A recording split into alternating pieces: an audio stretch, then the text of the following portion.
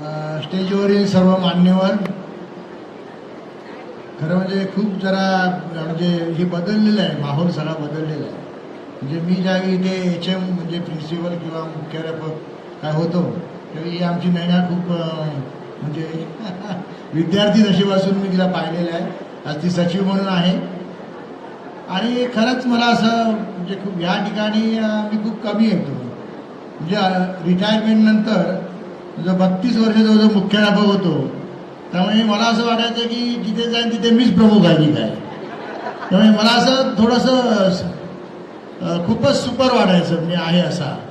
माझ्या लक्षात यायचं मी तिथे नाही आहे, कोणीच नाही आहे मी. आता शाळेत पण लक्षात येते की मी पण आता एक माझी आहे, माझी. हे जे फिलिंग आहे ना, हे कालाय तस्मै नमा वगैरे म्हणतात. काळासारखा प्रचंड ताकदीचा माणूस कोण नाही. तर तो आपल्याला बऱ्याच गोष्टी शिकवून जातो. तर मित्रांनो, खूप छान वाटलं तुमची मनोगत ऐकून. काही प्रभावाखाली येऊ नका कोणाच्या. अगदी ते फॉरेनला गेलेले असू दे की चंद्रावर गेलेले असू दे, तुमच्या प्रत्येकामध्ये असं एक स्पिरिट आहे, असं एक अशी एक्स्ट्रा ऑर्डिनरी आहे तुमच्यामध्ये, गुणवत्ता प्रत्येकामध्ये आहे. त्यामुळे मला ते आता काय कळतंय की आपण प्रभावाखाली यायचंच नाही कोणाच्या. ते बाबाबुवांच्या पण यायचं नाही, तत्ववेत्यांच्या पण यायचं नाही. हां, त्याच्यामध्ये कसं थोडासा म्हणजे नजर ठेवून राहायचं काय सांगतात ते. खूप काही जगामध्ये इतकं शिकण्यासारखं आहे, इतकं शिकण्यासारखं आहे, त्याला पुन्हा शिकवत नाही ना. माझी 40 मिनिटं बोलण्याची होती. एक थोडंसं एक मला तुमच्या कानावर घालावं असं वाटतं ती गोष्ट मी सांगतो की आता जवळजवळ रिटायर होऊन जवळजवळ 8 वर्ष झाली आणि इथे जवळजवळ 30-32 वर्ष खूप बऱ्याच अडाणीपणाने शाळा चालू. बऱ्याच लक्षात येतं आता माझ्या मागे वळून पाहताना किती चुका गेल्या. नाही ना, माझ्या लक्षात येतं इतक्या प्रचंड चुका झालेल्या आहेत ना, त्या सांगितल्या तर तुम्ही मला येऊ देणार नाही इकडे. हां, तर ते आता काय कळतं की मागे होऊन मी बघतो ना, त्या पदावर नसताना किंवा एक आता जरा जे म्हणतात ना शहाणपणा यायला लागतो, तो एका विशिष्ट वयानंतर तुम्हाला यायला सुरुवात होते. तुमचं आता इतका टॉपचं आहे ना, मी तर सगळ्यात भाळलेला असतो, त्या वयावर भाळलेला असतो. मी त्यावेळी पण माझ्या काहीतरी इतिहास शिकवता इतिहास कमी शिकवायचे, दुसऱ्याच काहीतरी गोष्टी शिकवत बसायच्या. तर आज तुम्ही ज्या स्टेजला बाप रे बाप रे, only sky is the limit असं आहे तुमचं. म्हणजे जसं म्हणाल तुम्ही पण आता 65 नंतर एवढं करू शकता, एव्हरेस्टवर जाऊचे आता काही करू शकता. काही लोक लिमिट मानतच नाहीत ना, म्हणजे नाहीच मानायचं असतं. पण हे सगळ्या बोलायच्या गोष्टी आहेत. पण तुमचा खरोखर अतिशय सुवर्ण असा काळ आहे. तुम्ही व्यावसायिकदृष्ट्या प्रोफेशनली म्हणा, आयुष्याचे म्हणतात ना की मी आता खूप स्थिर सावर झालो या दृष्टीने वगैरे म्हणत नाही, पण आयुष्यात जगताना मागे 40 वर्ष मागे तुम्ही म्हणून बघता, 38 वर्ष, 37 वर्ष, 39 वर्ष, त्यातून इतकं तुम्हाला शिकण्यासारखं आहे अजून. म्हणजे शिकून स्वतःत बदल घडवून आणण्यासारखं आहे. तर खूप कमालीचं असं मनोरंजक असं आयुष्य होऊ शकतं. जसं आता टायटॅनिकचं याने उदाहरण दिलं, किंवा जनरली आता सगळ्यांनाच फिलिंग व्हायला लागलं आहे की ह्या ठिकाणी आता तुम्ही एकत्र आलात ना, तुम्हाला असं आठवतंय की आपण 15व्या वर्षी या ठिकाणी 10वीला 14व्या वर्षी टाटा वगैरे केल्या याला. हा आता कसा दिसतो, ही कशी दिसते, किंवा एक आपल्या काय किती आपण बदलून गेलो गेल्या कित्येक वर्षामध्ये, 25 वर्षामध्ये मागच्या. खूप आमूलाग्र असे तुमच्यामधले अंतर्बाह्य बदल झाले असे, आणि हे खूप असे मोहक वाटू शकतात तुम्हाला. यश अपयश वगैरे सोडून द्या. मग आम्हाला आता मला असं वाटायचं की आता टॉपर्स काढायचो ना आम्ही 10 वगैरे, ही चूक होती. मग ते बोर्डाने आता मानलं की बोर्डाने 10वीची परीक्षा काढून टाकली नाही ना. हां, जे तुम्ही रजिस्टर यायचे ना, रजिस्टर दादा सावंतांची आणि आमची नेहमी भांडणं व्हायची ती दादा सावंत ग्रेट माणूस एकदम ग्रेट. मी साधारण 2000ला मी लँडमार्क फोरम केला. एक कसा तुम्ही जाऊन जरा बघा, जरा सर्च करा. लँडमार्क फोरम नंतर मी दादांना फक्त पालखीत बसून हे त्याचा भोई व्हायचं बाकी राहिलं. पण मी स्टाफला सांगायचो की हा माणूस एवढा मोठा आहे ना की आपण यांना पालखीत बसून यांचं भोई झालं पाहिजे. पण हे लँडमार्क फोरम नंतर माझ्यात थोडीफार अक्कल आली. तोपर्यंत मी समजायचो मी शाळा चालवतो. अशा बऱ्याच गोष्टी आयुष्यात ते मजेशीर आहेत. पुस्तकं ही माझी ती चांगली सोबतीला असायची. आणि आत्ता काय तुमचं मला कळत नाही. आता तुम्हाला तो स्क्रीन आहे आणि अनलिमिटेड आहे. 24 तास आहे. रात्री 2 वाजू दे, 3 वाजू दे, सकाळचे 6 वाजू दे, तुम्ही शहाणे होत असता मी त्या सोशल मीडियाने.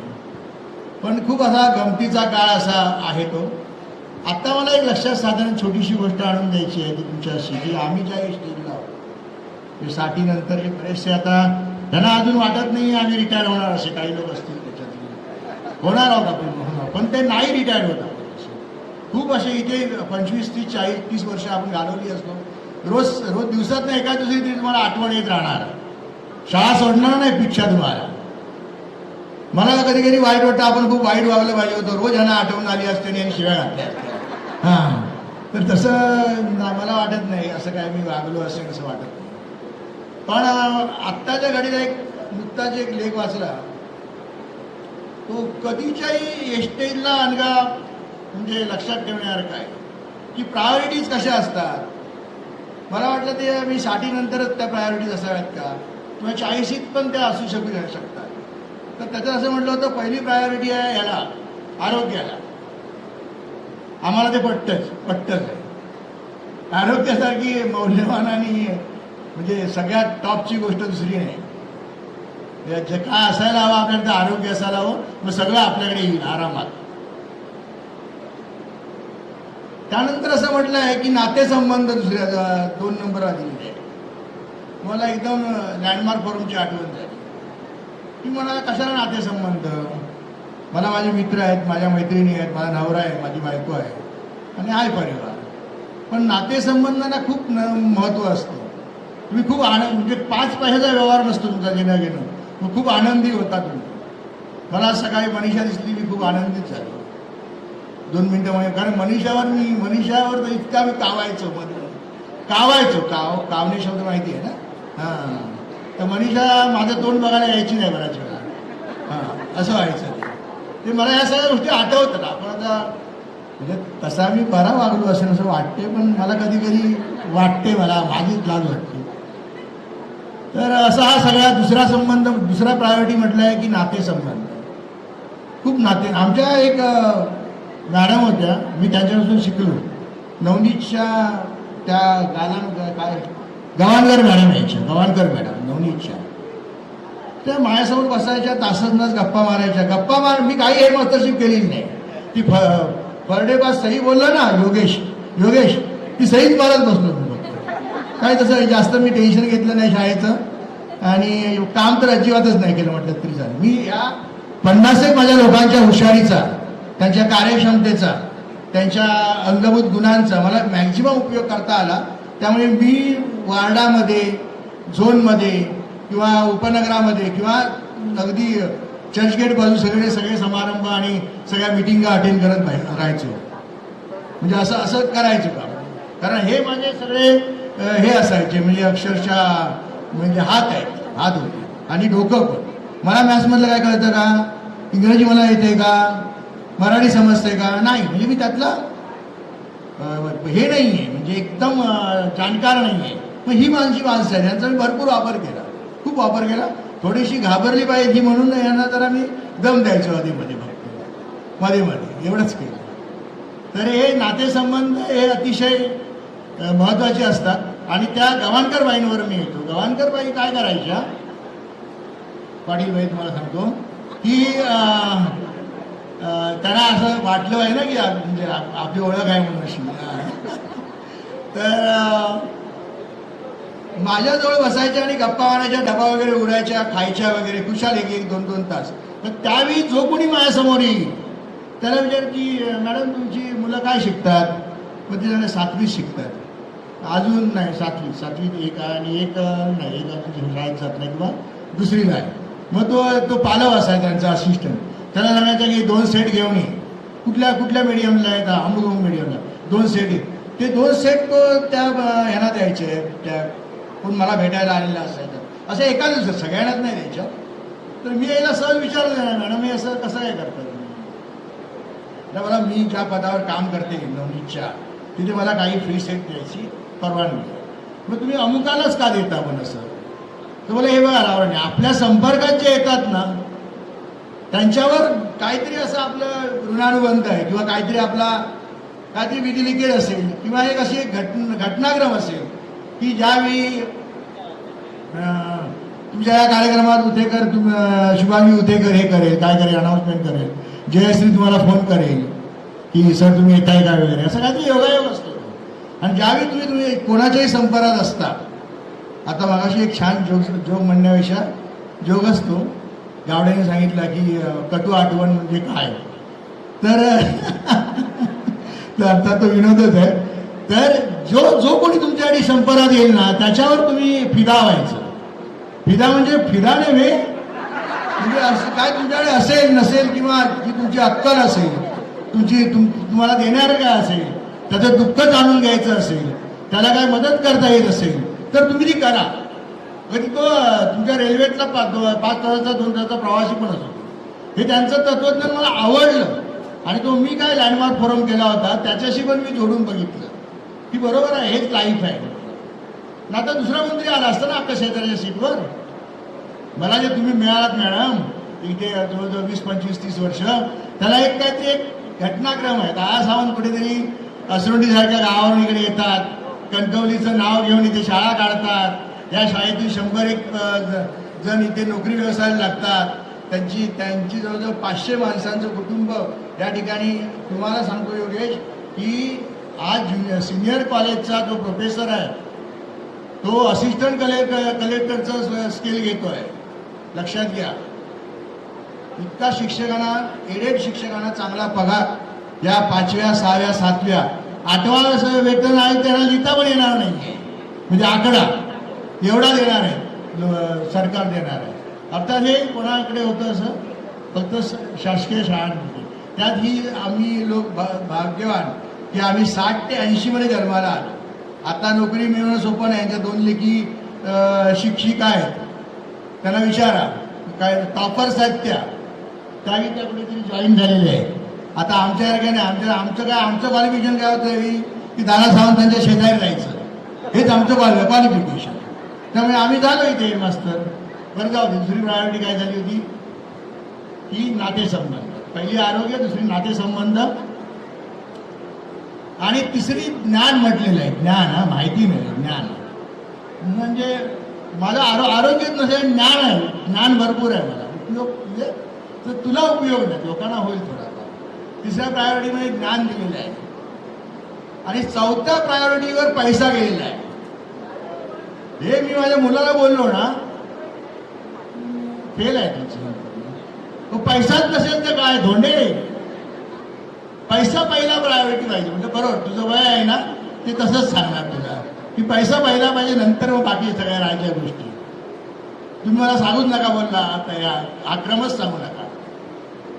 तर ते कसं होतं की आम्ही 60 नंतर नाही ना येणार किंवा इव्हन आता 40च्या नंतर पण ह्या गोष्टी म्हणजे आरोग्य, तुमचे नातेसंबंध, ज्ञान आणि चौथ्या क्रमांकावर पैसा आलेला आहे. आणि मी म्हणेन, प्रभाव पाडून घेऊ नका, आणि मी म्हणेन येऊ दे लोकांना की स्वागत आहे त्यांचं. तर जे आपण समाजाची काहीतरी करणं आहे ना ते नंतरच्या गोष्टी आहेत. 5वी आपण कधी करतो ती, ह्या सगळ्या 4 गोष्टी आपल्याकडे असल्यानंतर आपण आता हे तुझं योगेश जे कन्व्हिनरशिप जी आहे तुझी, या सगळ्या लोकांना 100-1 लोकांना एकत्र आणण्याची हे ते आपलं कार्य आहे. समजलं की नाही? आज तू आहेस, मेघना पाटील असेल, बऱ्याच मुलांची मी जरा कमी डोकं असल्यामुळे मला किंवा कमी बुद्धी असल्यामुळे मला हेडमास्टरशिप मिळाली. तसं मला स्मरणशक्ती किंवा तसं काय मी स्मार्ट वगैरे नाही आहे, त्यामुळे तुमची बऱ्याच जणांची नावं मला बराबर घेता येत नाही आहे. परंतु मला खरोखरच म्हणजे आता तुमचा असा काळ आहे ना की देणं, समाजाचं जे काय देणं लागतं ते आता तुम्ही करताय. ही 5वी गोष्ट आहे. समजलं की नाही? तर हे आजच्या ह्या माझ्या बोलण्यात तुम्हाला सांगावं असं मला वाटलं, तेवढं मी सांगितलं. समजलं का? तुमचं हे सगळं डिजिटलायझेशनचं किंवा टेक्नोसॅव्ही हे जग बघून आम्ही खरोखरच थकतो. आता जर आम्ही असतो ना उमेदवार तर आम्हाला कोणी मला वाटतं नोकऱ्या तर सोडूनच द्या. शिपाई संकल्पना गेली आता तुम्हाला माहिती आहे ना की नाही आहे. अरे राजांनो आता शिपाई वगैरे आता खूप नाहीच म्हणतात, तुम्ही तुमची कामं करा म्हणतात. समजलं की नाही. तर आम्हाला काही एवढा स्कोप नव्हता. तर तुम्ही या सगळ्या क्षेत्रामध्ये छानपैकी पारंगत झालेले आहात. स्वतःचं अतिशय उत्कृष्ट असं व्यावसायिक आणि वैयक्तिक आयुष्य एकदा उंचीवर नेऊन ठेवलेलं आहे. आम्हाला ह्या 99-2000ची बॅच जरा आनंद वाटला, खूप आनंद झाला आम्हाला. मी असा शाळेमध्ये खूप क्वचित येतो. हे लोक मला शिव्या घालत असतात आणि आनंदात पण असतात. नाही येत ते बरं झालं. हां आले तर काय घेणार, यांना खुर्ची द्या, यांना पाणी द्या, यांना अमुक विचारा तमुक विचारा, यापेक्षा येत नाही ते एकदम चांगलं आहे. पण ते भेटल्यानंतर सांगता अहो काय सर तुम्ही आलात नाही वगैरे. पण आज काय झालं की जरा तुमच्या ऑर्गनायझरनी म्हणजे तुमचे जे निमंत्रक आहेत थोडीशी त्यात योगेशने काय केलं माहिती आहे की माझे 5-6 सेंटॉपचेच फोटो पाठवून दिले माझ्या व्हॉट्सॲपवर. अरे बापरे म्हटलं आता माझा इलाज हरला. तर मी काल तेजस गाडी पकडली. कणकवलीला तेजस नसते लक्षात घ्या, कोकणातले आहेत त्यांना कळेल की कणकवलीवरून मी बाय रोड माझ्या जावयाला सांगितलं मला कुडाळला सोड. ती पकडली, रात्री 11:15 ठाण्याला उतरलो आणि आज इथे 10:30 इथे आले. म्हणजे तुमची जी अटॅचमेंट जी आहे याची खेचून आणली मला आणि खूप मला तुम्ही आनंद दिला. हा आनंद कुठला आहे, त्या गवाणकर बाईंच्या सहवासाचा आहे. लक्षात आलं की नाही. आपण एक असा माहोल असा एन्जॉय केला. असं काही नाही, फक्त समोरासमोर एकमेकाला बघितलं, 2 शब्द बोललो, ही एवढी इंटरॅक्शन झाली, दुसरं काही केलेलं नाही.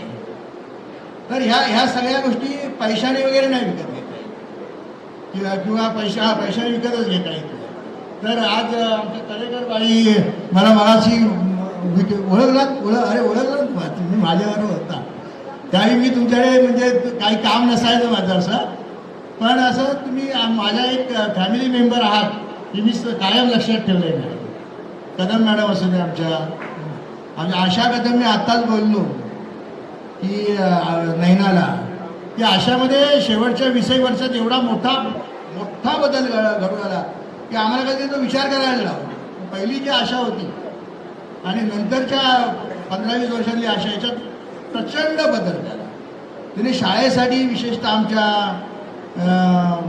स्वाती भारतीसाठी तुम्ही म्हणा की स्वाती भारती हिने खूप मदत केली आहे. तुमचे स्वाती भारती म्हणजे तुम्हीच लक्षात आलं की नाही. खूप असं स्वतःचं म्हणजे डिवोशन म्हणतात तसं दिलेलं आहे. तर मित्रांनो तुम्ही पण आता जी आम्हाला भरभरून मदत केलात, 1 मिनिट भरभरून जी मदत केलात त्याबद्दल शाळेच्या व्यवस्थापनातर्फे मी खरोखरच आभारी आहे. 150 बेंचेस वगैरे आम्हाला माहिती आहे की तुम्ही ज्या बेंचवर बसलेल्या आहात मग त्या बेंचची तुम्हाला आठवण आहे. आता जर तुम्हाला कोणी 7 तास 5 तास बसवलं असतं तर तुम्हाला कळलं असतं की बेंच काय प्रकार आहे. आणि दादा सावंतांचं एक लक्षात घ्या तुम्ही, त्यांना म्हणजे ते आता कोणतरी बोललं ते तसे नाईट स्कूलला पण जायचे, हायस्कूलला मॅट्रिकपर्यंत वगैरे गेले ते. आणि BMCमध्ये ते लिपिक पदावरून म्हणजे मेलेल्या माणसांचे पास द्यायचे. BMCमध्ये कामाला होते ते. भांडूपचं हे चांग डॉक्टर होता ना, कमलगावच्या पाठीमागे त्यांचं ऑफिस होतं. तर ते काम करायचे आणि त्याने ते शाळेचं व्रत घेतलं आणि एका झोकून दिलं, एकदम झोकून दिलं त्यांनी.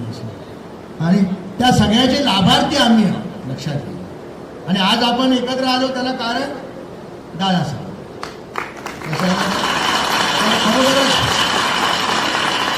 एक तुमच्या टेक्नॉलॉजीचं बरं आहे, ही जरी काही नाही वाटली ना ह्याला वाटलं की देऊया टाळ्या. छान आहे, छान आहे. तरी आवडलं, तुमचे हसरे चेहरे आवडले. आणि जे आज आले नाही काही कारणाने, असं काय नसतं, कधी कधी काहीतरी लोकेश मोठा तुला हे आहे थोडंसं चॅलेंज आहे. जे आले नाहीत त्यांना एकत्र कर जरा, ह्या सगळ्यांना बरोबर घे. आज जसा तू प्रमुख आहेस, प्रमुख म्हणण्यापेक्षा तू सगळ्यांचा थोडा लिडरशिप करतो आहेस, तर ह्यातले आता बरेच तुझ्या ह्या एका उपक्रमामुळे त्यांच्या मनात होतं, पण त्यांना ऑर्गनाईज होत नव्हतं. ती मगाशी मेघना जशी बोलली, मेघना पाटील आहे नाही, हिची बहीण मंगला पाटील होती, हिची मोठी होती. तिचं आणि माझे जरा अधिक जरा हे, मला पण ओळखत नाही कारण मी फील्डवर काम करणारा नाही. मी बोललो ना सही करणार आहे फक्त, फील्डवर खूप कमी काम केलं. तर मंगलाशी माझे संबंध आले आणि ह्या दोघांच्या वडिलांशी खूप माहीत चांगली आहे. ते BST मध्ये पत्रा डिपार्टमेंटला होते आणि मी शाळेत यायच्यापूर्वी आमच्या 2 ते 3 सहली त्यांनी काढल्या आणि मी ज्या सगळ्या शाळेत आल्यानंतर सहली काढल्या ना, त्या मंगला पाटीलच्या वडिलांकडून शिकून सहली काढल्या. त्याचं ऋण त्या मंगला पाटीलच्या वडिलांना आहे. मी अशा सहली काढल्या आहेत ना की तुम्ही आता यांना विचारा गेला 10 वर्षात किती सहली झाल्या यांच्या. तर सहली म्हणजे शिक्षणच आहे ना. जर आपण वरती पाईपलाईनवर पिकनिक नेली की नाही, येऊरला नेली, येऊरला, तरी तिथे शिकण्यासारखं प्रचंड आहे ना. आणि मित्रांनो, एक काम करा की जरा थोडं आपण जरा फक्त याच्याशी, जसं माणसांशी आपण जसं चांगलं वागतो ना, तसंच आपण निसर्गाशी पण वागूया, प्राण्यांशी वागूया, पक्ष्यांशी वागूया. कारण जग केवळ आपल्यासाठी नाही आहे, पुढे ज्या मागून येणाऱ्या ज्या पिढ्या आहेत त्यांच्यासाठी पण चांगलं ठेवणं गरजेचं आहे. आणि त्याचंही आपण भान ठेवूया. आणि कधी आठवण झाली तर करा फोन. मी असं पटकन नाही ओळखलं म्हणजे तुम्ही केलात तर करा आनंदाने. आणि कधी भेटायचं असेल तर आपण गप्पा मारायला कधी करूया. धन्यवाद.